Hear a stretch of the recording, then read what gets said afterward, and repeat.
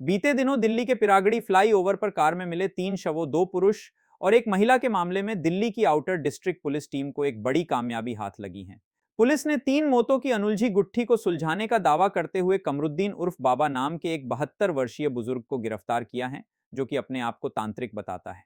साथ ही पुलिस का यह भी पुख्ता दावा है कि इसने ही तीनों मृतकों को तंत्र मंत्र के जरिए धन वर्षा का लालच देकर उन्हें जाल में फंसाया था और उसी ने तीनों को लड्डुओं में जहर मिलाकर खिलाया और उनसे मंगवाए करीब 2 लाख रुपए लेकर कार में से फरार हो गया। लेकिन कहते हैं कि अपराधी आखिर कितना ही शातिर क्यों ना हो,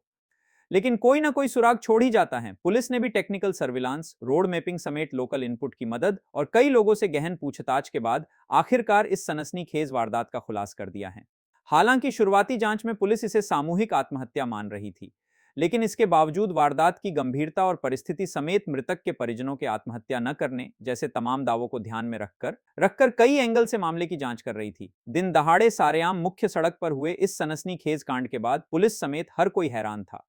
और इसीलिए इस केस को सॉल्व करना पुलिस के लिए किसी चुनौती से कम नहीं था। और शायद यही वजह थी कि इस मामले को सुलझाने के लिए बाहरी जिले के डीसीपी सचिन शर्मा ने खुद एक चीज को खुद बारीकी से देखा और उनके सुपरविजन में स्पेशल स्टाफ के एसीपी जयप्रकाश और उनकी कई पुलिस टीमों ने इस केस पर काम किया और इस सनसनीखेज तिहरे हत्याकांड, जिसे शुरुआत में महज सामूहिक आत्महत्या माना जा,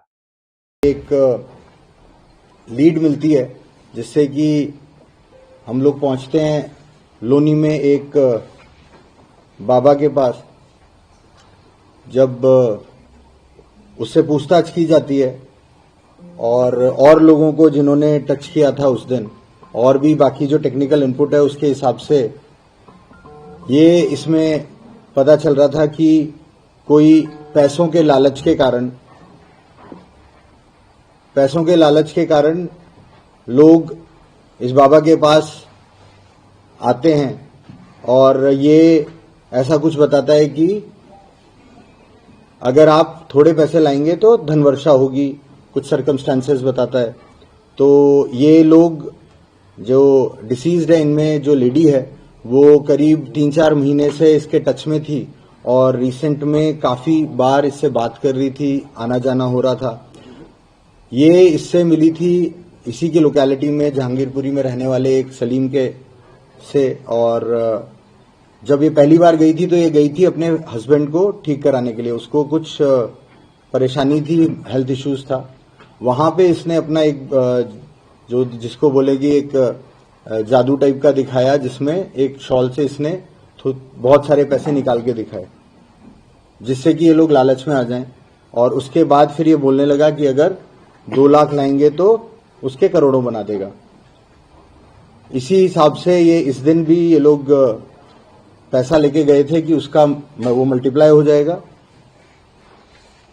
उसके अकॉर्डिंग ये इनके साथ आ रहा था कि जहां पे भी धनवर्षा कराएंगे वहां पे ये बैठ के अपना जो भी करेगा। और वाइल रिटर्निंग इसने इनको जैसा कि कोई लड्डू में कुछ एक इंग्रेडिएंट्स मिला के दिए पॉइजनस,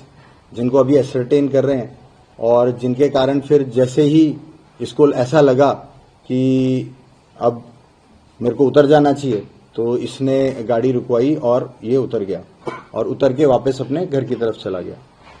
तो इस पूरे घटनाक्रम में और इनके मोबाइल्स वगैरह चेक करके ये देखा कि काफी लोग इसके टच में थे और कई लोगों से पूछताछ की गई। तो ये काफी लोगों को इस टाइप का झांसा देने की कोशिश करता रहता है।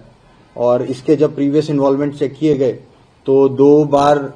एज ऑफ नाउ जो पता चला है, 2 बार, एक बार राजस्थान में और एक बार यूपी में ये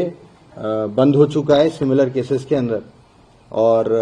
बाकी इन्वेस्टिगेशन में और भी पता चल रहा है कि शायद कुछ केसेस में इसके अगेंस्ट एविडेंसेस नहीं थे